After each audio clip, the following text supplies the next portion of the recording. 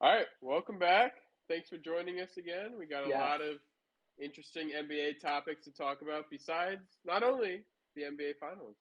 Yes, Um, I know. We're take twoing yeah, there. We talking about more than just the finals. Obviously, you see it on the screen. Ja Morant, Ja Wick, as he's other known. See him on the screen. We had some recent news, I guess, about this. You see Adam Silver on the screen, flanked by, of course, me and Jacob. Those are the stars of this Ja Wick movie. Um, but yeah, we're talking about Ja Morant. Adam Silver mentioned at the start of it. Was it before the series started? Like right before or game one, I yep, guess. around That that time. yeah, that they came to a conclusion on the investigation on the new Ja Morant, kind of developments. We never talked about that as a whole. I guess we started this after that first happened, but Hmm.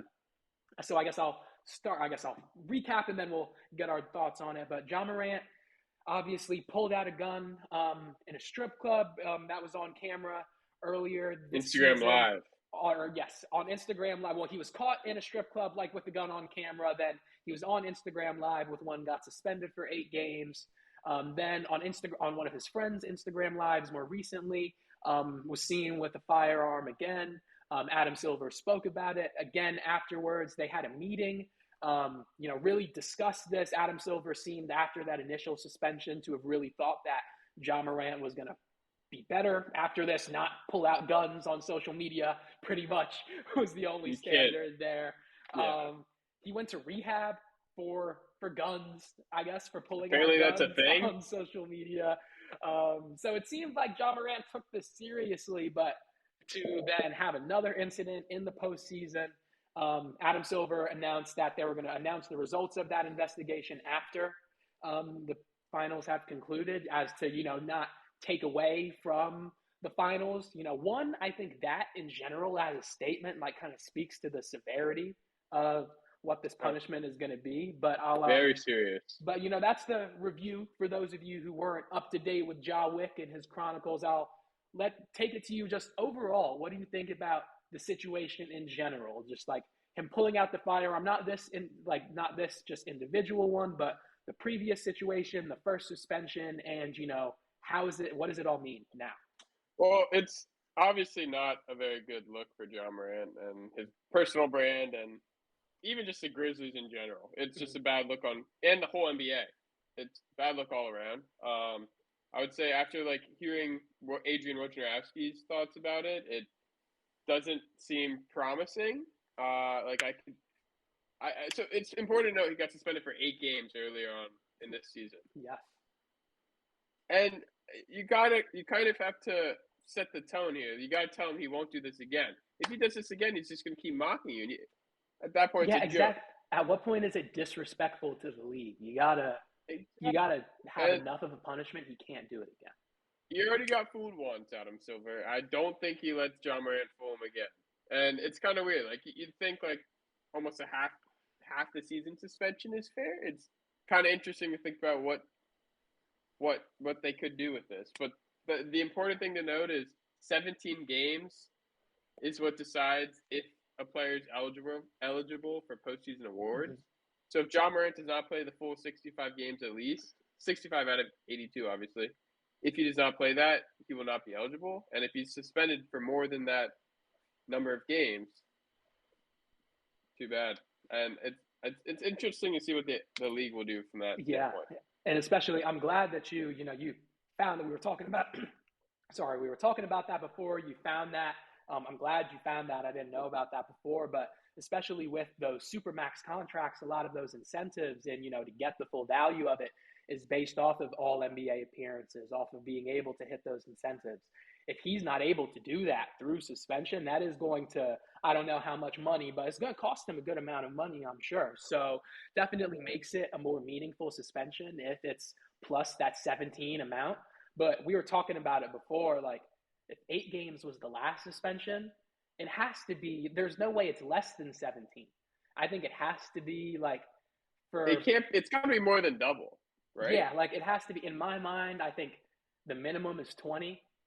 I feel like that 20, 25 is like where I'm That's fair. feeling like that's a starting range. I feel like that's fair, but here's the thing then. If that is fair, what happens if Ja Morant, if this happens again? Then what is the next? Like, what do you think comes after that? What's the next thing? So you're saying we give him a suspension of what's that, 20 games, and he Yeah. breaks that again, Yeah, let's say you give him 20 games, he comes back around All-Star break. whips out a gun. He's in a party, and he's in a party, pulls out a gun on Instagram Live again, or he's in a club, people see him, he gets in a fight in a club again, pulls out a gun, something happens with a firearm, like in public. Involved. Yeah, That's got to be at least a year I think it. out. Mm-hmm. Then That's the only fair thing to do. It's an awful look for the league, if not. And that's the thing. And we were like, I think that is the biggest thing, more so than Ja Morant's reputation. I mean, I think we could talk for so long about whatever motivations are behind Ja Morant, like trying to be like the image that he is like trying to portray, or maybe he's not trying to, but that he is portraying. Like, he had a fine upbringing, probably not that much different from ours, honestly, day to day.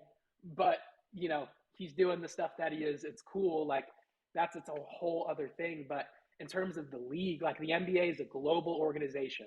And we were talking about this in comparison with the NFL. You think about the NFL has, probably, I think the NFL's situations when it comes to players are unfortunately more like domestic violence type stuff. So that's like a different category of like scenario, and in terms of the punishments that come with it, like, it's handled differently. But the NFL, we were talking about, it has probably more like intense situations that they go through, but the punishments are not as severe.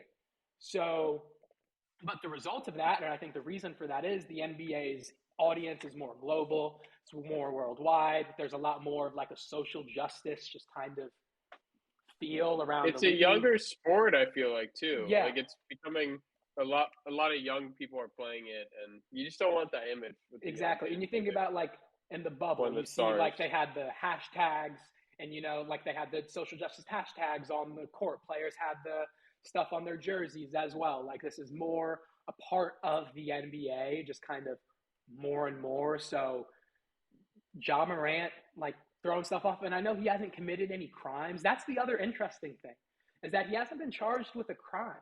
It's like Adam Silver has addressed it as a gun safety issue, which I do think is valid as well. Like, I don't own a gun, but I get that, like, toting around guns. You shouldn't be flashing it. Yeah, that doesn't really seem like proper gun safety. I don't see normal gun owners doing that. So it's like fair, but at the same time, if he hasn't committed a crime, then what standard does that set, like, for what the NBA can do? Think about Miles Bridges. I don't know what granted, his charges were dropped, I think, or he pled down, but I'm going to look up his suspension now, but he's going to miss, let's see, what was Miles Bridges' suspension?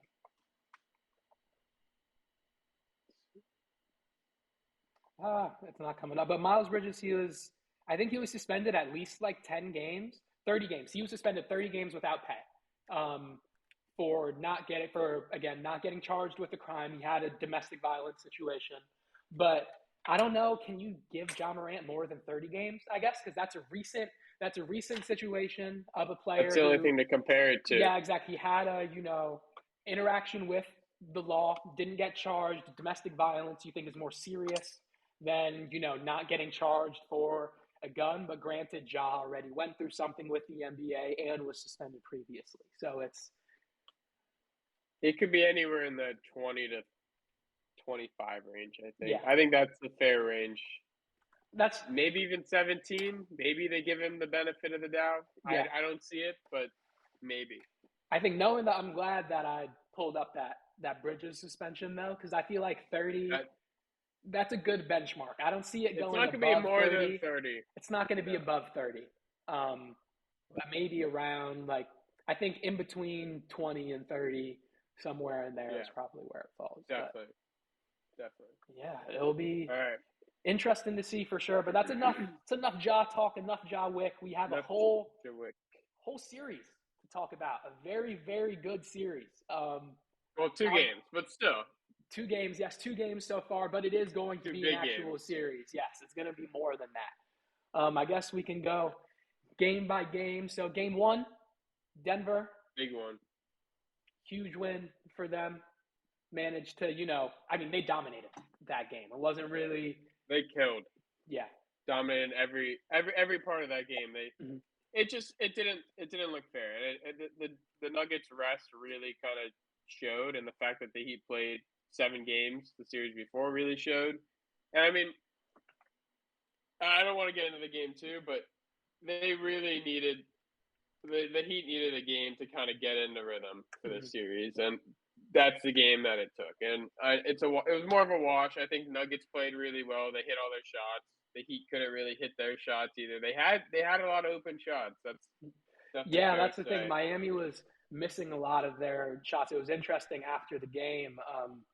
Charles Barkley compared Miami's performance a lot to what Boston was doing towards the end of their Yeah, series, and I agreed with that. It was a lot of good, not that all of the looks were bad, but they were settling for looks. It was just that fatigue and that coming off of a 7 game series. You could see that yeah, in their game, and it was very different. yeah. Another thing I thought that was really cool after their cool, I guess, but interesting during that game though was Jokic, just like his influence on the game without scoring that much really, but like he dominated that game. And I feel like game two as well, obviously we'll get into that next, but I feel like he really had a similar performance in game two. But game one, to be able to do that without really scoring, and after the game, he had an interview where he kind of like said that he was like, I know I can influence the game without scoring. And I thought it was cool because you don't Yeah. really hear It's unique. Jokic like, yeah, you don't really hear Jokic like talk, just kind of get his energy off like that. He's not really talking like that all the time, but it was cool to hear him Yeah. like let it be known, like, no, I know what I can do. Like, I know I can win games and help my team dominate like we just did, and I don't even have to score. Like, that's MVP level confidence that he was exuding that, you see it when he plays, but you don't always hear it from him. So it was cool to hear that from him after the game. But obviously, that was only one game. And Miami came back game two, and Yep. I mean it was Good. it was a really good game two, just back and forth the whole way.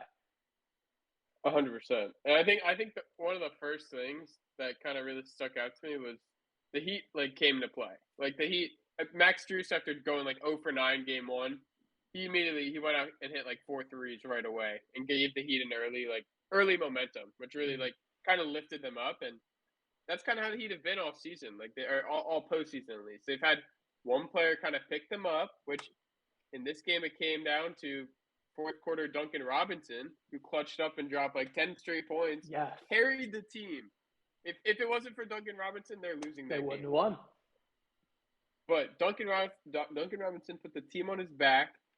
He had a clutch and one, hit a couple threes, scored another bucket, put them back on top.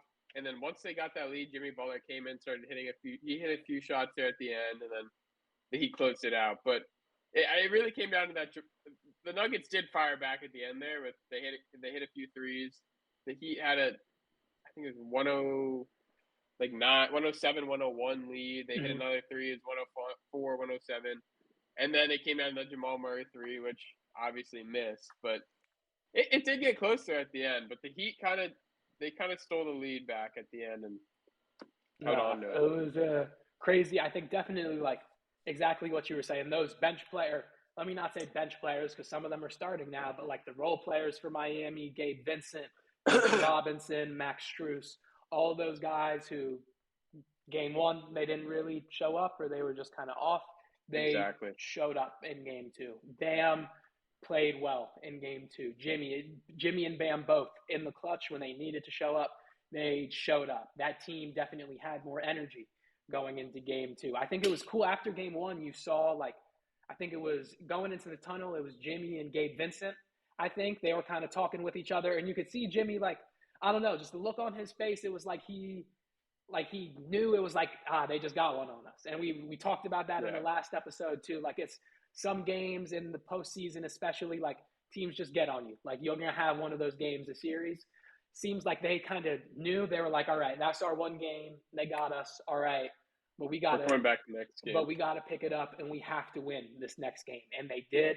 And going to Miami, I think it's going to be very interesting. We're recording this on Tuesday, so this is going to come out tomorrow, Before I guess.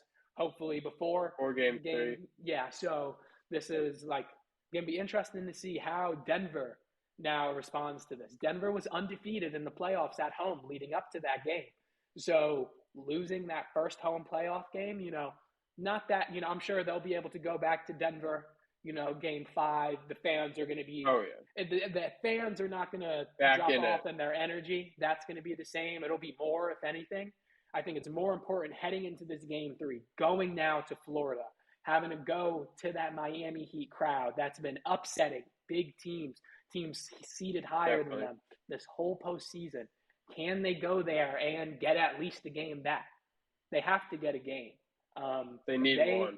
If they lose both games and they just totally give up their home court advantage, Miami is going to be NBA champions. Like that, I'm willing to say Jimmy Butler. Jimmy Butler will be an NBA champion. I'm willing to say that. And, my desk is wood here. We'll knock on it. We'll say we'll try to not jinx that if that is what ends up happening. But I do see Denver getting at least one of these next 2 games. I don't see them losing both, but if they do, it's done. I don't see them coming back from 3-1. What makes you think the Heat just blew a 3-0 lead? Almost blew a 3-0 lead. What makes you think they don't blow a 3-1 lead if they do somehow win games 3 and 4? That's valid, but I think Boston is more of an anomaly of Boston is like a very streaky, emotional team. And I think if Denver, I think because Denver already got that game that they won over Miami, I feel like a lot of these games are going to go similarly to this last game. And if Miami can kind of grind out 2 wins at home, I think that, I don't know, I think that's going to be enough for them. I think that momentum, winning 3 in a row, pushing them into Denver, especially after having just won that last game in Denver, I think that's going to be enough for them to close out. I really do. Boston is just a bit of they're a weird team, because if Boston played to their best, they would be in the finals, but they don't. Boston shoot themselves in the foot. I don't know. Denver is more consistent, and I think that these next 2 games, if Miami does win these next 2 games, they're going to earn it. It's not going to be because Denver lost them. It's going to be because Miami won them. Denver's not losing games. Yeah. I don't think Denver lost this last game. I think Miami won it. So I think that's going to be more of what it is. And honestly, I do think out of all the games in the series, I think the Nuggets are going to come back the hardest this game. I think they are going to – I think Mike Malone's going to really kick them in the ass in practice. I think they're going to come into South Beach or into Miami wanting to win and not really accepting at least one win in the 2 games. So I would say they take game 3. Miami bounces back, takes game 4. I think this is going to be a kind of back and forth series. I think this is going to be – it's not going to be gimmies like game 1, but I think game 2, that came down the wire. It could clearly go either way. Game 3 could be right down the wire again. And I think Miami hasn't been the best at home, honestly. So we'll have to see how they do. They blew some games to the Celtics at home. So. Yeah, no, it is an interesting – it's going to be an interesting series. But I think what I don't remember – what was your hot take for at the last time, or your bold prediction for the series? The Heat winning 4 or 5. You said the Heat in 4 or 5, so I guess they won this. Which is what you're saying. So if Miami wins these next 2 games, I'm saying that'll happen. I think I said Aaron Gordon was going to win Finals MVP. Game 1, he was definitely.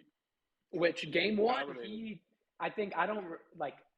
I forget how many shots he made, what his percentage was, but it was Jokic was just feeding him the ball in the post. Jokic had 10 assists in the first half. And Gordon had 12 in the first quarter. Yeah, exactly. And Gordon was just getting layups, just easy points. It was that was the type of performance that I was envisioning out of Aaron Gordon.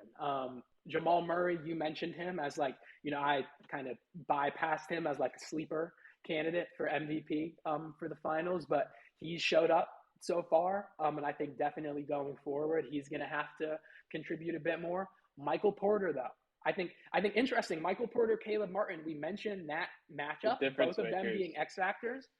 Neither They've one been of them has, irrelevant. yeah, I'll say neither one of them has been impactful at all so far, which is a really like interesting. I don't know. Maybe we jinxed that. Maybe that's the jinx that came out of our last episode is talking about them Yeah. and bigging them up. Every But episode there'll be a jinx. yeah, so I guess maybe that's the jinx we found.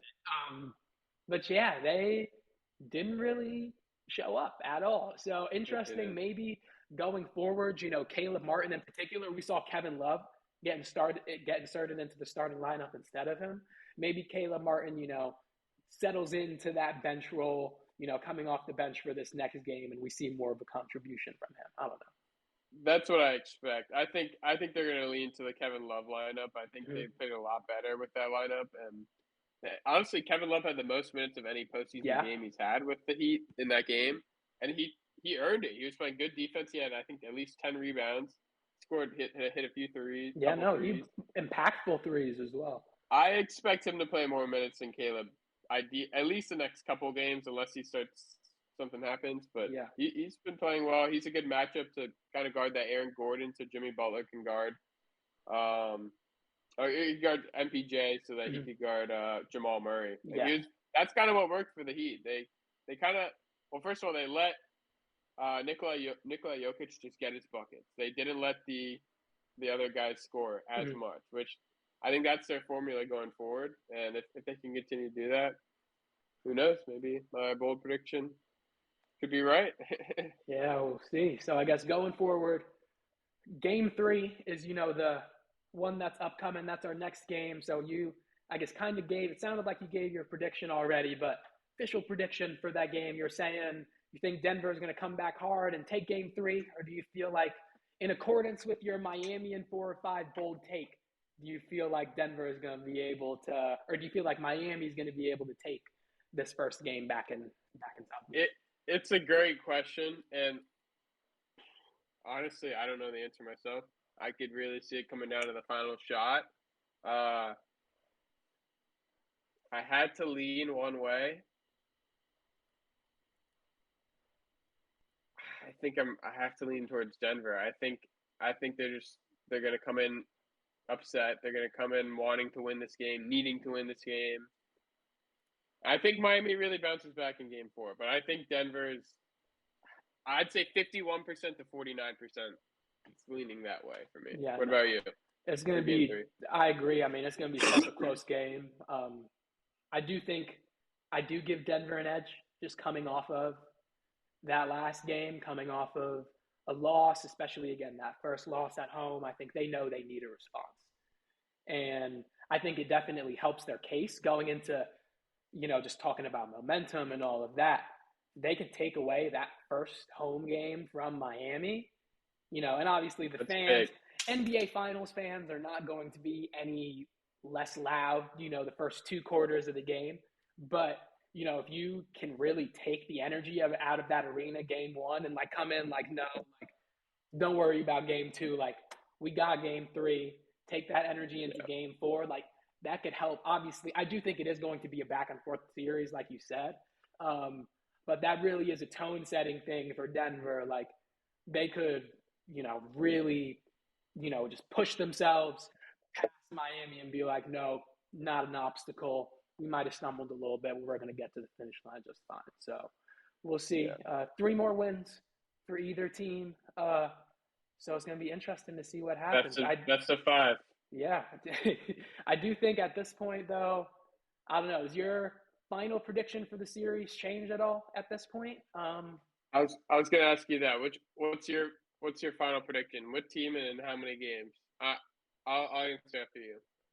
I think I said Denver in 5 or 6 initially. I think you said 6, if I'm 6. not mistaken. I'll stick with Denver in 6. I'll stick with Denver in 6. I Because think that's fair. I have faith in Denver. I do believe that they take at least one of these games from Miami at home. or like in Miami. And I think even if they lose one, I think they win in Denver. And I think if it gets to elimination games, I think they're closing out. That's who I think. That's my like prediction, I guess, for the rest of the series. Maybe it's not that bold of a prediction, but whoever gets to the elimination games first, whoever gets to 3 games first, is winning the series. Like I don't think that it's going to be if it hits 7. Like I don't know, maybe it hits 7, but I think it's. But I do kind of see this ending in 6, and I think these next 2 games are crucial to that. So interested to see how it goes, but I think Denver and 6. I'm a rock with that. Where are you going? How are you feeling? It's interesting you say that because I kind of feel the same way. My initial guess was Heat in 7, and I'm actually bumping my guess up to Heat in 6. Okay. I think if the Heat get the opportunity to close out in Game 6, they're gonna do it, and I think they're in a good position. I think if you told me they had to win 2 of the next 3 against Denver and they're at home for 2 of the next 3, that's that's solid. I think they Yeah. could do it. And after just winning, they wiped out some of the momentum Denver had with not losing a game at home all postseason. Mm-hmm. That could Significant. mess them up mentally. Like it'll be tough to see. I think the final difference maker in the series will be Jimmy Butler. He has not been as great as he's been the rest of the postseason. And if he can step it up to how he's been in the Celtics series, in the Bucks series, in the Knicks series, he he will win the series for the Heat. He has been so much better, and I don't know what's going on, but I hope he can turn it around. All right. Well, we'll see. Obviously, the game is going to be on soon, so watch the game now, or if you're watching this after the game, let us know in the comments how awful our takes were. Let us know who won. Let us know who we Yep. jinxed this time.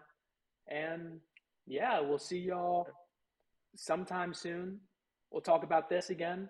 We might have an update on Ja Wick at some point in the near Ja future Wick. as well. We'll Get keep ready y'all for it. updated. Yes, but stay tuned and we'll catch y'all again soon. Thanks for watching.